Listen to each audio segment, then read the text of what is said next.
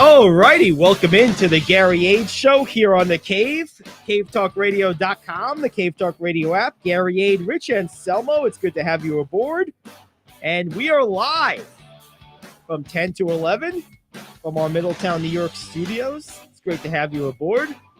And we will be off tomorrow and all of next week. So this is the last show until Monday. I believe that's the 27th. Of February. Monday the 27th. So this is our last show until then. NBA All-Star break is coming up. Today's the last day of NBA games until next Thursday. Of course, baseball is not yet fully in swing, although catchers and pitchers have reported, but that's still a ways away from being relevant. And you still have no NFL, of course. They just ended their season. Draft is a little bit of ways away. So we figured it was a good time for a vacation, but we're here to kind of talk shop for an hour today. So let's get right into it. First of all, Rich, one thing that I think is interesting, a number of NBA topics today. We were kind of touching on the Kevin Love buyout market earlier. We'll talk about that. But another thing that I thought was interesting. Buddy Hield broke Reggie Miller's franchise record for most three-pointers made in the season. And it got me thinking about sports records in a broader contextual sense. I thought, of course, immediately about LeBron recently breaking the scoring record. But then I also started thinking about, records we talk about being like, they're so unbreakable as to forget that they're records. Like, think Cy Young's win record or loss record for that matter.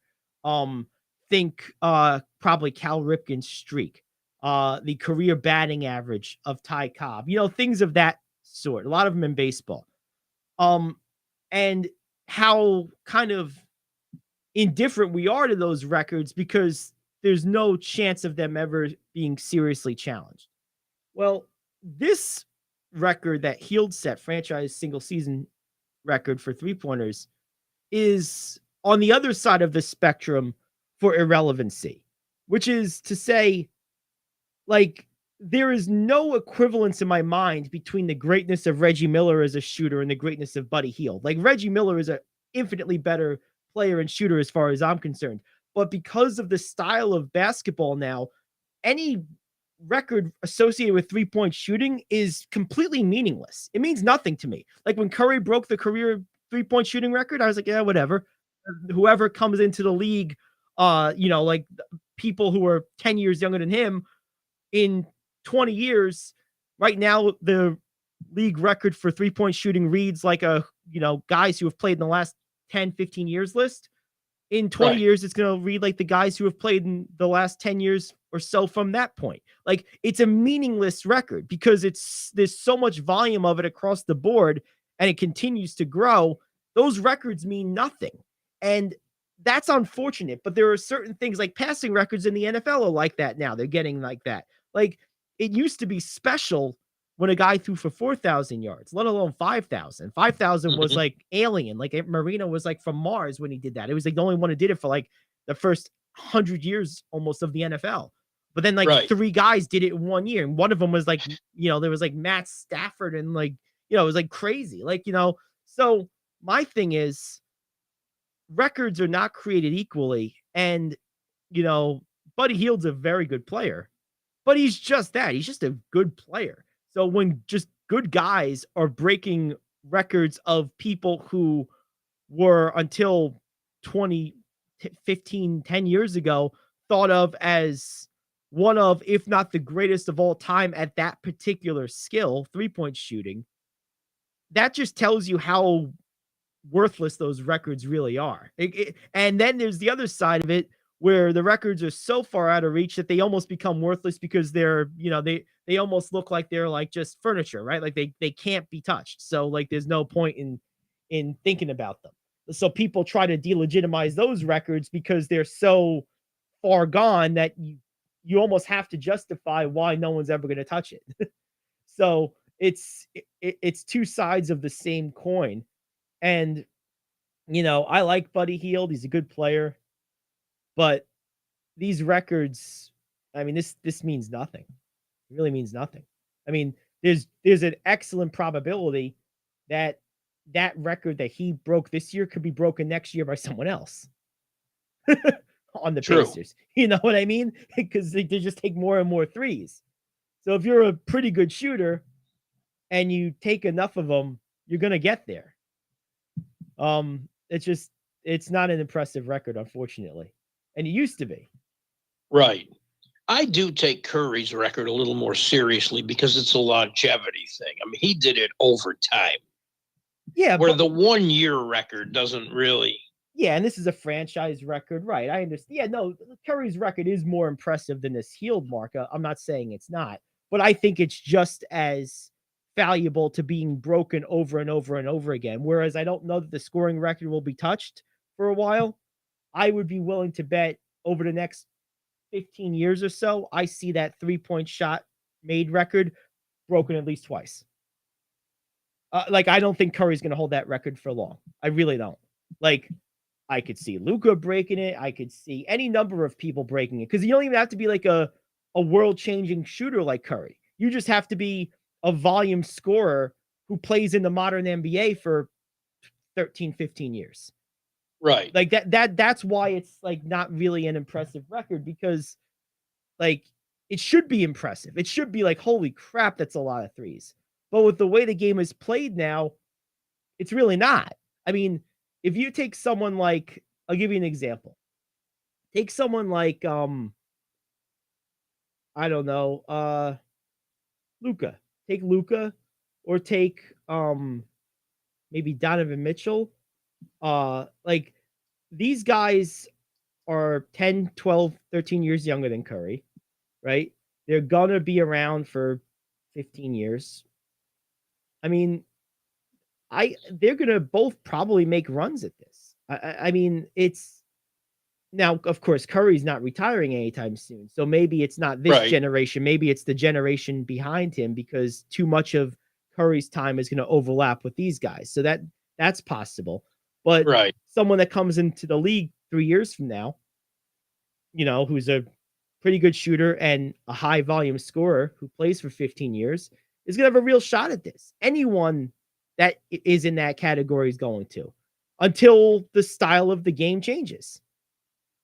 I think the generation that people like Curry have influenced is Yep. going to be the ones that come up, not Yep. necessarily the ones that are playing now. Yeah, that's probably true. I mean, because you also need to not overlap with the guy who currently has the record, because every day he plays, he just adds to his record, right? So you need to have enough of your career that doesn't overlap with him, where the clock is now where you're making progress.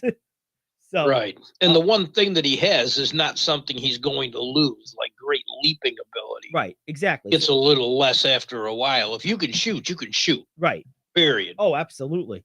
It's funny. I have a story about that. Years ago, probably like 10 years ago, I was watching a YouTube video of Jerry West speaking to a congregation of, it looked like high schoolers. Might have been middle school, but I think it was high school. And he's talking about once you understand and learn how to shoot, you'll never forget it. And he's sitting there while he's talking, he's demonstrating free throw form, proper and improper. And on the improper, he's like trying to miss and he keeps making them while he's trying to miss to demonstrate doing it wrong. And here he is. He's like 75, 77 years old. He says in the video he hasn't shot a basketball in years. He's standing there like talking to people with a microphone, like trying to miss, barely paying attention and just making them. And the whole place is cracking up because he keeps making these things. This guy's almost 80 years old. He's not paying attention to what he's doing, and he just can't miss. Because it's ingrained in him. Right, exactly. Even though he hadn't done it in years. Right. It's just there. So it's just so funny. So that was a good illustration of what you just said. I remember that video. It was so funny. But yeah, no, it's an interesting thing. So kudos to Dylan. He sent me that topic. So that was pretty interesting. Let's take a quick break. We'll come back. Let's dive into this Kevin Love buyout market because he's a type of player. I know he's up there in age. He's not what he used to be, but he's still very, very capable and the type of guy that could land on a team where he could help them get to the next level. So we'll see. He's getting bought out by the Cavs. And there's a few teams in the mix. We'll discuss those teams, the pros and cons of each of them. Back after this, the Gary Ayd Show here on The Cave. Do you want to save money on your next flight? Then pick up the phone and call. That's right, call, because the best prices are not online. They're with SmartFares. See, SmartFares has special deals with the airlines. When they have unsold seats, they use SmartFares to fill them. So you get airline tickets at crazy low prices. They have access to great prices and discounts at over 500 different airlines, plus 300,000 hotels and rental car companies. Their prices are too low to publish online. With the extra money you'll save, you can book another trip or treat yourself to dinner or shopping. So stop searching all of those travel sites to find the lowest price on your next flight. Let one of our SmartFares expert travel agents find the best price for you. Call SmartFares today and get ready to see the world with a fat wallet. 800-370-2460. 800-370-2460. 800-370-2460. That's 800-370-2460. Come on, you watch the news. Be prepared to pay more taxes. Then if you owe back taxes or haven't filed in a few years, get ready. The IRS, the largest collection agency in the world, will be coming after you with the power to collect taxes by any means they want to. Hey, they can freeze your bank account, your passport, even padlock your business. Oh, good times. Look, if the IRS claims you owe them $5,000 or more in back taxes and they're coming after you, don't panic. Call my friends at Get a Tax Lawyer first. Their job is to negotiate with the IRS and save you money. They're experts at it. That's all they do, and you can trust them. In some cases, they have reduced a $50,000 tax bill to less than $1,000. If you owe the IRS $5,000 or more in back taxes, call now for a free consultation. Call 800-649-8617. 800-649-8617. 800-649-8617. That's 800-649-8617. You know, if you're a Met fan, you were kind of laughing to yourself the other day and sort of like a pity and sympathy laugh for the Texas Rangers. Jacob deGrom threw like 5 pitches and now all of a sudden he's hurt again or had discomfort in his side or something. They blamed it on the cold weather. They blamed it on this and that. Yeah, have fun, Texas. Good luck. We've seen this movie before. Well, they signed him for 5 years. So yeah, enjoy. You're loving this. Oh, it's tremendous. I mean, and that was the thing. I got a lot of not a lot. There were some people who were on the other side of this. I think a lot of people were on my side, but there were some people who thought, well, Verlander is 40 and blah blah blah. It's like, yeah, but he's infinitely healthier than DeGrom, and he's on a 2-year deal. DeGrom's always hurt. He's 35, and he's on like a 5-year deal. I'd much rather Verlander on 2 years than DeGrom on 5 right now, without a doubt. Oh, yeah. Because he's going to play. He's going to be available for the most part, Verlander. Outside of that 1 year where he had the Tommy John, he's been pretty healthy throughout his whole career. You know, he makes 25, 30 starts every year. Yeah. DeGrom doesn't do that. But, that is true. All right, so Kevin Love bought out by the Cavs. Number of teams are in the running.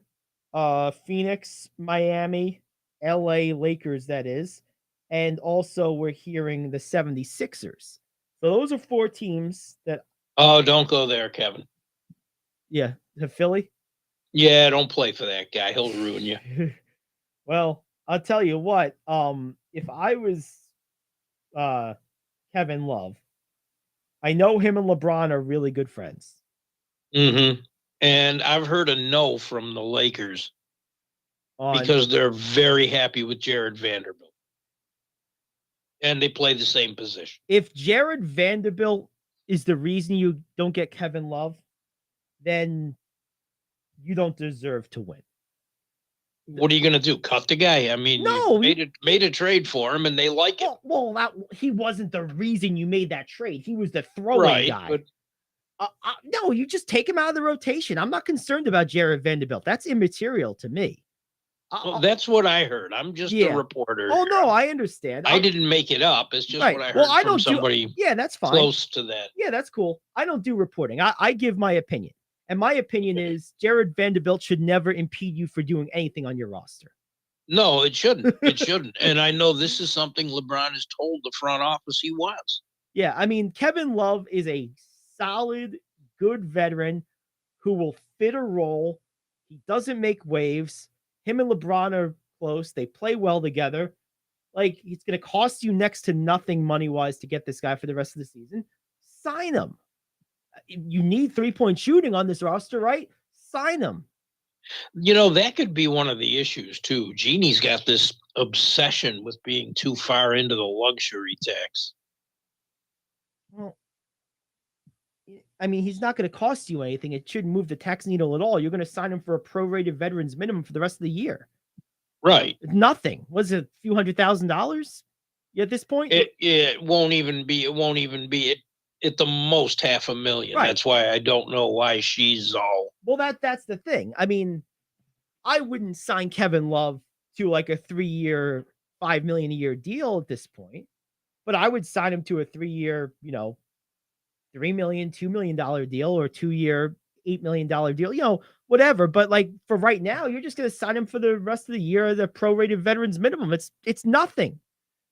It's like 10 hot dogs. So It better be good hot dogs. Yeah, they really better be good hot dogs. Nathan's at least. Yes. For a Boar's Head.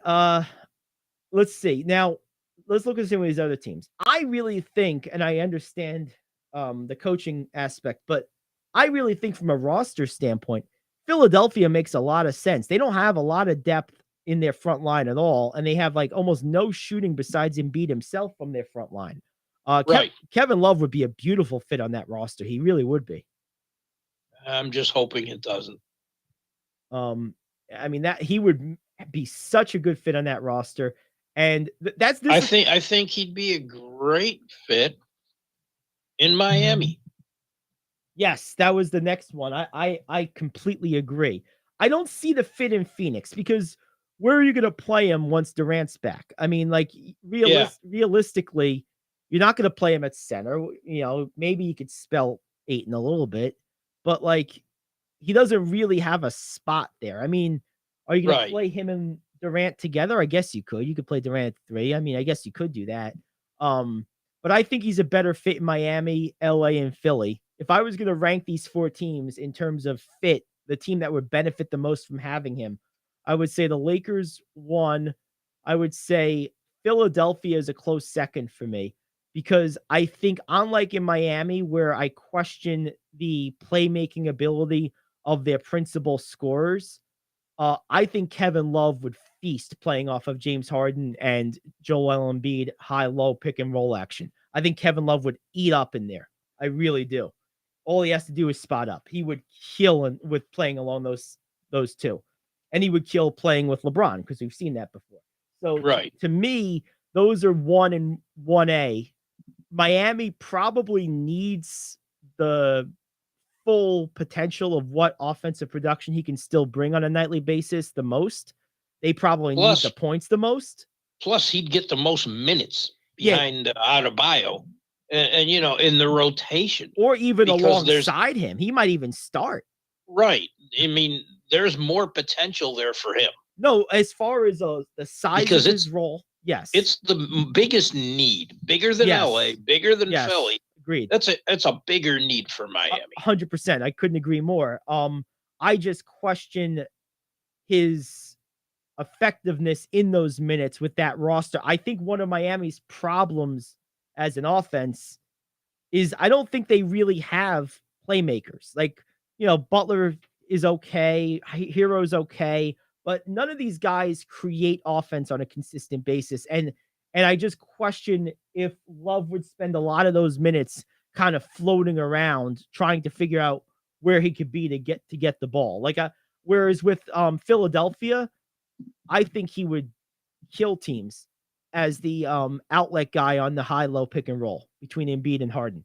I think he would be a monster in that role. And I think just playing off of LeBron directly, anyone who can shoot and knows how to make themselves available in his field of sight can feast. That's just the beauty of playing with LeBron is, if you just know how to be open off the ball, you're going to have 5, 6, 7 shots a game where you're just wide open. Right.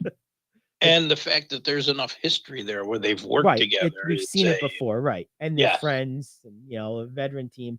So yeah, I think any of those teams make some sense except Phoenix. I really don't think Phoenix makes a lot of sense. I really don't. I don't see it. I mean, can they use the shooting? Yeah, but how much would they need him for when Durant's back? Because Bridges is really starting to kick in there too. Well, Bridges got moved, didn't he?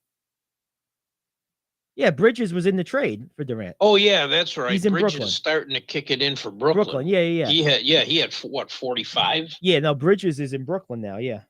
But and the other thing is, talking about Kevin Love, he's a different kind of guy. He's not a bandwagon jumper the way other people are. Like, I don't know that he would necessarily want to go to Phoenix because that's like the hot thing right now. Yeah. Yeah, like that's like kind of not his MO. He probably had to be convinced to take this buyout. You know what I mean? Like, he's that type of guy. And yeah, and I think ultimately I think LA or Philly is the best fit. That's what I think. And I'm gonna say Miami, LA, and Philly.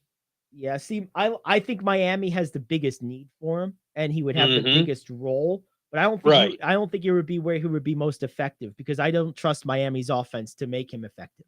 At this point in his career, he's an off-ball scorer. He's not a throw the ball to the post and let him go to work type of guy anymore. And I just don't believe in Miami's team enough to think they would accomplish that. I just don't. Well, this actually might get someone to fill the Robinson role that Robinson stopped doing. Well, I think part of the reason he stopped succeeding is because of the rapid decline of Kyle Lowry as a playmaker. They don't have a playmaker now. Yes. So I think those off-ball shooter types, which at this stage of his career, that's what Love is, offensively anyway, I just don't see them being super effective with this roster, because I don't think there's someone who's able to get them the ball in a timely, good manner on a consistent basis. But other than that, that's my only criticism. Other than that, yeah, I agree with you. Miami has the most obvious need for offense of these teams by far. Right. I just don't know that he would be able to provide it based on the skill he has right now and what this roster could, bring to the table. I think honestly, if I was Kevin Love, I would look at it like this. Do I want to play with my buddy LeBron again? Is that more important to me than, like, I have three things. I have, where's going to be my largest role? That's probably Miami in terms of minutes, right? Where am I likely to be most effective? That's probably Philadelphia. And maybe where could I maybe balance the two? Well, I'll have a decent role and be effective and playing with my buddy LeBron. That's LA. So what are my priorities here? It's not going to be money. We know that. So that's going to be his decision. I think any of those three make sense. I just don't think Phoenix makes any sense. I really don't. I don't either. I don't either. I will say one thing, though, about the buyout. The fact that Love requested it, I think the Cavs giving him that is like a sign of respect. Yes, agreed. He gave them 9 seasons. When it was time to re-sign, he did it immediately without even touching free agency. He was the bridge from the LeBron Kyrie era to the Mobley, Mitchell, Garland, Allen era. Yep. I think he deserves that respect. Couldn't agree more.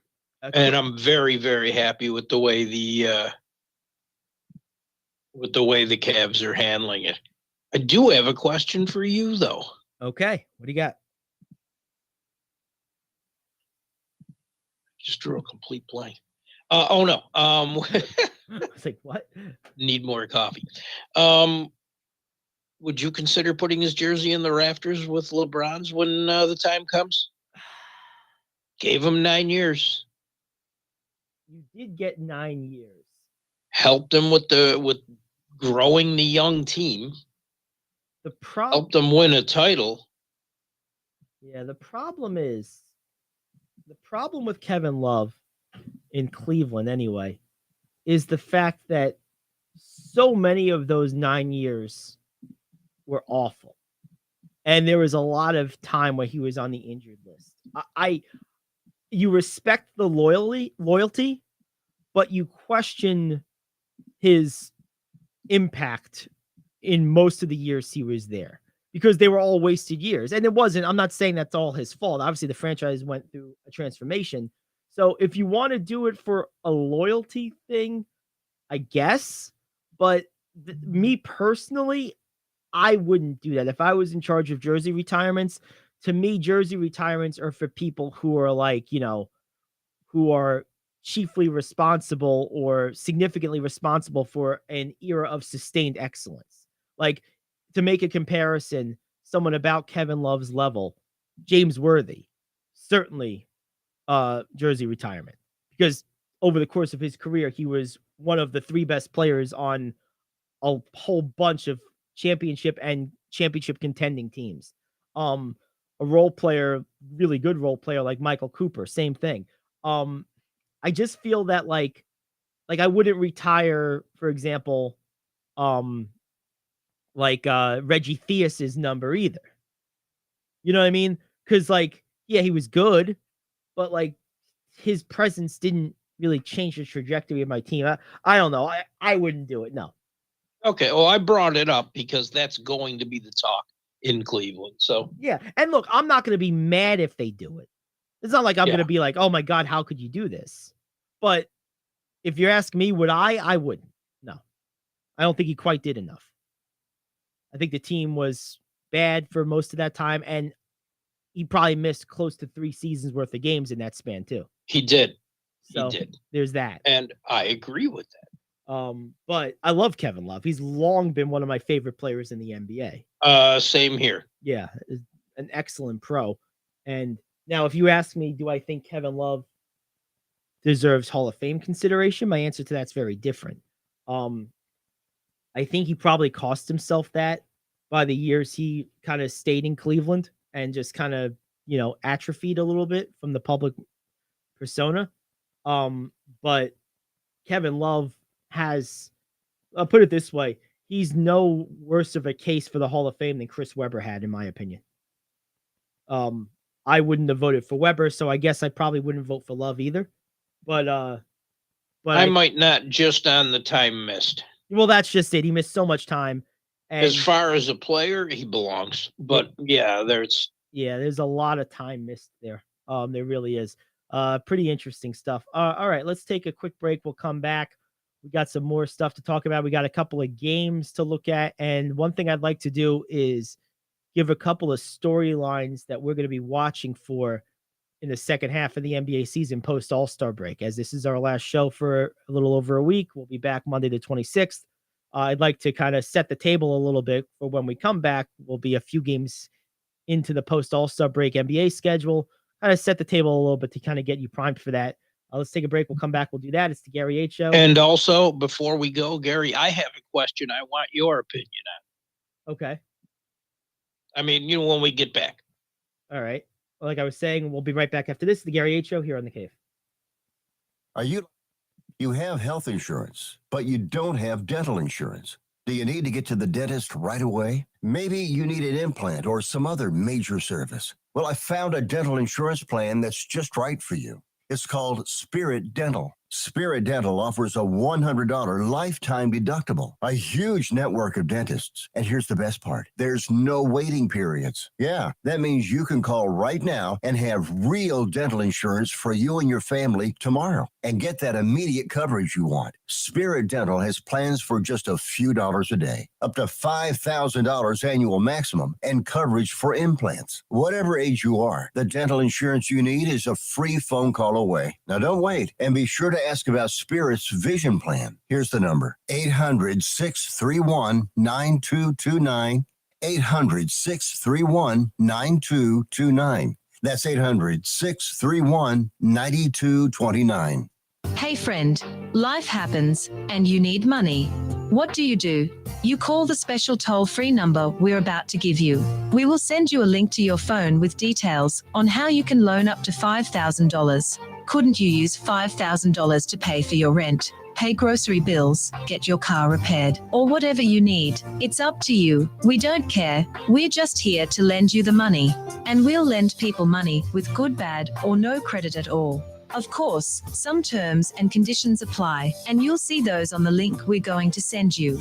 So if you need up to $5,000 maybe as soon as the next business day, call this number right now. We will text you a free link with details. Paid for by Money Mutual. Call 800-586-7112. 800-586-7112. 800-586-7112. That's 800-586-7112. All right, hit me with your question, Rich. Okay, quickly. I don't want to take away much from what we have left from what I know you want to discuss. There was something our friends at Front Office Sports had sent something out about the NFL going to pay-per-view in the Super Bowl in the next decade. I was wondering what you thought. And is it inevitable? Wait, say that again. Super Bowl going to pay-per-view? Yes. Wow. Yes, Super Bowl being behind a paywall. This not only comes from an NFL source, but some people in television as well.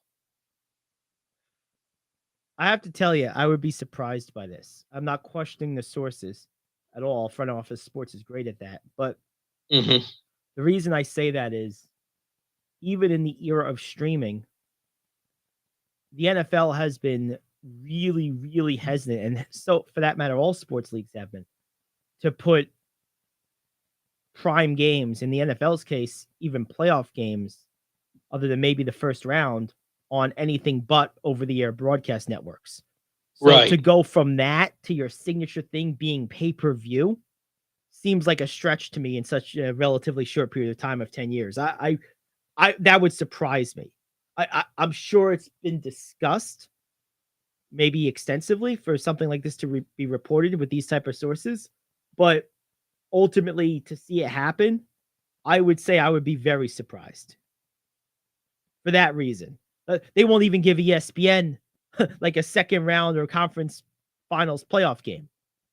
And that's cable television. It's not pay-per-view. They're going to put the Super Bowl on pay-per-view when they won't even give ESPN. It's been paying them billions of dollars a year for decades. They won't even give them a significant playoff game. Yeah, I find that hard to believe. I just wonder where this is coming from, because this is the first I had heard of it. I had never seen that discussion. No, that's crazy. That's the first I'm hearing of it too. And that does concern me. NBC wants the NBA back. TNT doesn't want to pay. They don't want to overpay. They're paying now. Yes. Yeah, I saw that. I hope because I don't really care what channel it's on, but I just hope that the TNT crew transfers to NBC with the contract. The problem with that is they have personal contracts with the network. Well, I'm saying maybe as part of the negotiations, NBC can buy those contracts out. I mean, because I know it's the parent company; it's well above TNT. Well, because that's been done before, like when, for example, when CBS took over the NCAA tournament, they brought over the TNT talent, and they're not related corporate structure wise at all. Right. So I know I would hope they do too. I just hope that NBC brings if they get them, they bring the old Round Ball Rock theme back. Yeah. Oh yeah. Me too. That was awesome. That was a great theme. Absolutely. Who would you tap to head up the play-by-play if you're NBC? Like, who would be your PBP one? I mean, I'd probably want to steal some of those guys as well. Yeah, I mean, I want the studio guys for sure. Yeah, I also want the play-by-play guys too, because they're good. Yeah. NBC doesn't have anyone on their roster. I don't want some football retread. I want what the NBA deserves, and that's top notch. Yeah, I mean, I would like of the football guys. The one thing, NBC does have the ultimate play-by-play one, Mike Tirico, of course. That's true. Yeah. Oh, definitely. See, I keep thinking of him at ESPN, ESPN, right? but Me too. I just thought of that this second. do I want him over Kevin Harlan? Yes, No. I do. Oh, I don't. Oh, I love. Well, because the way I see it is Kevin Harlan's going to be doing high level NBA anyway. Like, if TNT doesn't get it, I'm assuming ESPN or some other content provider will sign him because he doesn't have an exclusive contract with them because he does Westwood One, he does CBS. Kevin Harlan's all over the place. So I'm assuming he'll be somewhere else. So I'm not looking at him or Tirico as an either or. I'm looking at both of them as a play-by-play one on different partner networks, most likely. Okay. That's what I'd be expecting. But if I'm NBC, there's no way NBC's going to go out and pay another top-level play-by-play guy with Tirico right there. There's no way. They shouldn't. There'd be no reason to. I mean, is Kevin Harlan maybe a little better? Okay, yeah, he maybe is. But Tirico's great, and they already have him. Right. And I forgot about him. I put him with ABC so much that I don't even. But now he'll be back doing football and basketball where he belongs, and that would be great. I miss him doing basketball, particularly ESPN Radio's like NBA Finals coverage. He was so good. He filled in beautifully after Durham died, kind of unexpectedly. He was like the next man up, and then after he left, Kestisher took over from him. ESPN Radio has a nice recent lineage of NBA play-by-play talent. Yes, they do. They really do. Oh, Kestisher's great. Yeah, he is. I'm a big fan. He really is. Yeah, I'm a big fan of his. I really am. All right, so a couple of things. Give me a couple stories for the second half that you're going to be paying attention to after the All-Star break here. Health, of course. There's still a couple teams that do not have complete rosters. Who's the best team in the East? Milwaukee seems to be rounding into form with everyone back, yet they barely beat a Boston team that was missing 3 players. They needed overtime to do it. So I got that. Who adds Kevin Love is going to play into a lot of that with Philly, with LA, with Miami. Any one of those teams. Yep. Is Phoenix the best team in the West, like people are saying? I don't think so. I don't either. I really don't. And I have a theory, and it kind of blends two of your stories into one. Can I trust Kevin Durant to come back healthy this year? Like, has anyone heard an update on his injury? Like, what's going on? Because I mean, this was like supposed to be like a 2-week thing. He's been out well over. Oh, they said at least a month when he went out. Yeah, he's close to 2 months now, isn't he? At least a month and a half. It's a little over a month. Yeah. We need to see an update by the All-Star break. Yeah. This is interesting news. Julius Randle is expected to replace Anthony Simons in the 3-point contest. Simons got hurt last night. So that's kind of interesting. Julius Randle in the 3-point shooting contest. Oh, don't encourage him. Please. I'll instantly be rooting for him. 1, he's New York, and 2, it'd be funny as hell if Julius Randle beat all these guards in a 3-point shooting contest. It would be hilarious. He'd be bragging about that forever. I always root for big guys in the 3-point contest. Can you imagine how much bragging he would do for forever with that? Oh my God. Oh yeah. You would never shut me up if I was him and I won that thing. Oh, that'd be hilarious. Are you interested in any of the All-Star activities? I usually watch the 3-point contest. It moves briskly enough. I think it's the closest thing to like game action of the different contests. So I kind of enjoy it. And I also think it's the event that normally draws the closest representation to the best in that discipline of any of the events. Like, we don't ever get the best dunkers in the NBA dunk contest, hardly ever anymore. We get most of the best shooters in the NBA in the 3-point contest a lot of years. We really do. And so that's always probably my favorite event to watch of the bunch for that reason. No, I mean, if you look the slam dunk contest, and a lot of people are calling to put an end to it. They have G Leaguers in it. Like Mac McClung is in it this year. What? Yeah, Mac the Sixers signed him to a two-way contract. Yeah, I saw that. Kenyon Martin Jr., a bench guy for the Rockets, Jericho Sims of the Knicks, and Trey Murphy III from the Pelicans. Yeah, can't wait. Who? Yeah, all these guys, right? Yeah, I'm with you. Is he better than Trey Murphy the first or the second? Or the second? Who are either one? I don't know. Yeah. Why do we need this anymore?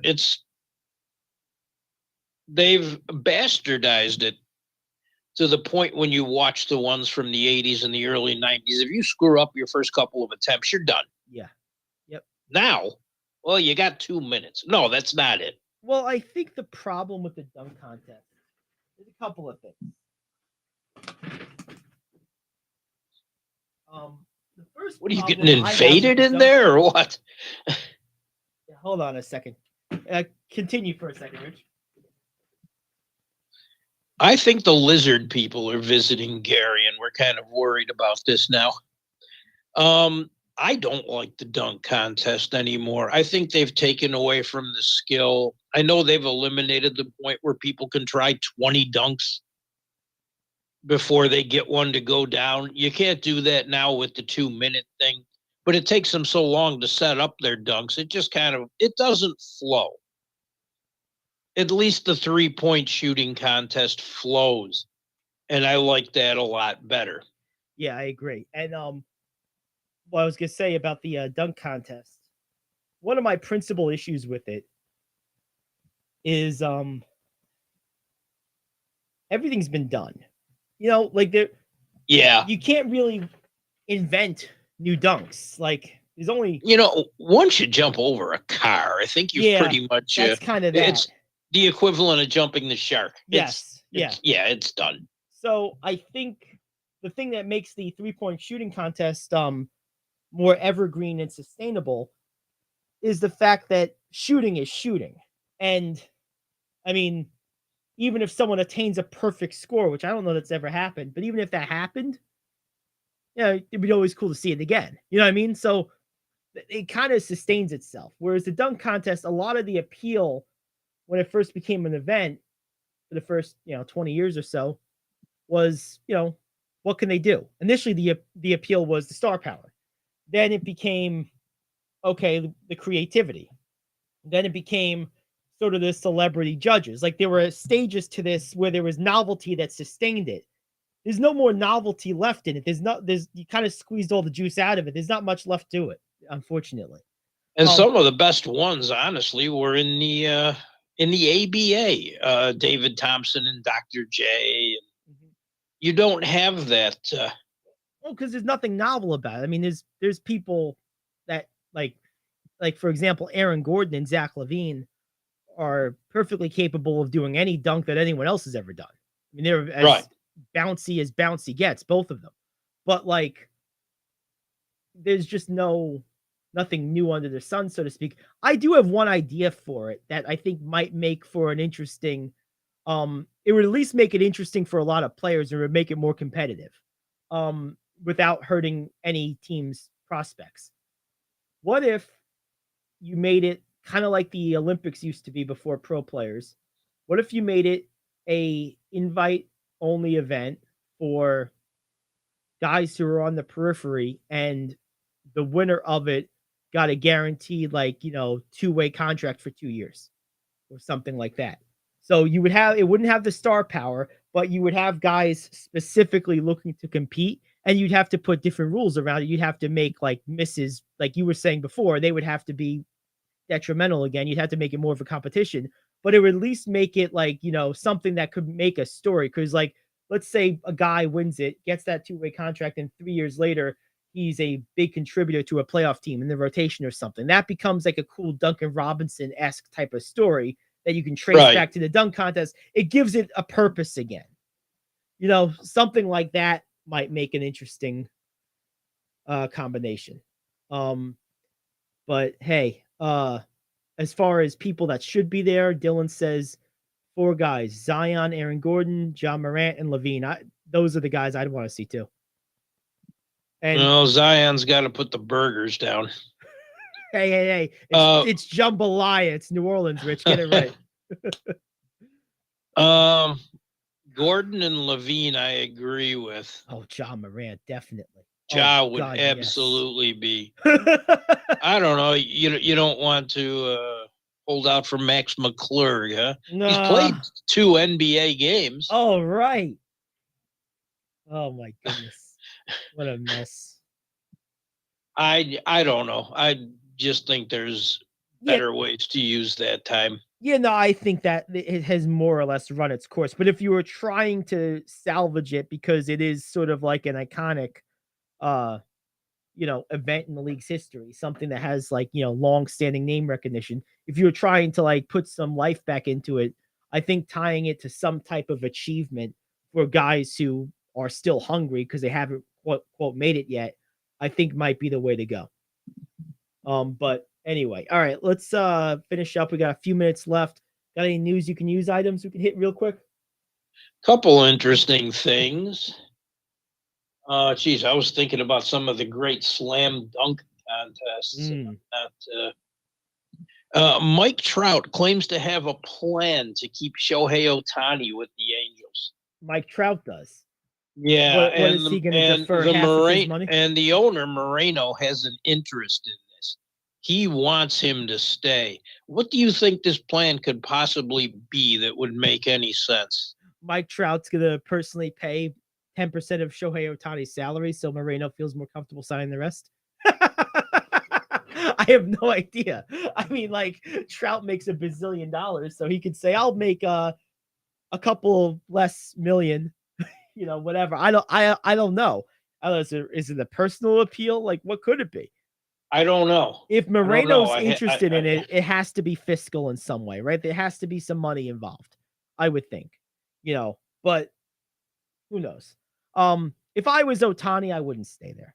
Look, they never win, and they never have a pitching staff. If I was him, now the one thing about Anaheim and about California in general is it is the epicenter of Asian American culture. It is. So if that's important to him, then it's going to be tough to beat that. But hey, man, look, there's Asian American culture in New York too. And Stevie Bucks will gladly pay your trip over here. Come on, Shohei. Come home, baby. Let's go. Not that I'm biased or anything. Okay, yeah, maybe I am. It's okay. I got a couple more quick ones. Sticking with baseball, Frankie Montas is gone. The Yankees lost him for the season to an injury. He's going to undergo shoulder surgery. That was fast. They just had him. I mean, yeah, that was fast. And then Steven Strasburg had a setback to his timetable as well. Yes. Return. A lot of injuries all over the place. We got time for one more? Let's do it. Tiki Barber claims Aaron Rodgers isn't tough enough to come to New York. Oh, please. I knew that would make your morning. Oh, please. Tiki, come on, man. You just look. Everyone likes to hate on Aaron Rodgers, and they say, "Oh, he only won one Super Bowl. He's this, he's that." Dude is a friggin' machine. Like, I would take him on the Niners in half a second if we could get him. Half a second. Yeah. Wouldn't even think about it. I don't care that he's 40 years old. We can win a Super Bowl. We might have won a Super Bowl this year if our third string quarterback didn't get hurt. Imagine if we had Aaron Rodgers. Like, I'm telling you, like, no. If you have a chance to get Aaron Rodgers, do me a favor. Don't listen to idiots like Tiki Barber and all these other people saying, "Oh, he's old, he's this, he's that, he's a prima donna." Dude is a beast. Yeah, like, no. This Packers team was dog shit this year. Absolute garbage. Yeah. And he made them relevant in the second half of the season. They were whiskers away from the playoffs. And true. Name 2 other players on their offense. Like 80-year-old Randall Cobb. Devontae, no. No. Jody North, oh no. Marquez Valdez, no. It's like, wait a minute. They're all gone. Hey, that was pretty good. That was fun, wasn't it? Yeah. Oh, man. All right. Well, that does it for us. We're on a bit of a vacation, like we said. We'll be back Monday the 26th. Enjoy the NBA All-Star break, and we will be back to talk about it Monday the 26th. Enjoy. We'll be having plenty of content, though, between now and then on our Facebook page, which is Cave Talk Radio NY. About 500 and so followers there. So thank you very much. Be on the lookout. Several posts a week will be there, so there'll be some interaction. But we'll be back with the show Monday the 26th. Back to our normal 2 hours at that point, too. It's the Gary Ayd Show saying so long for now here on The Cave.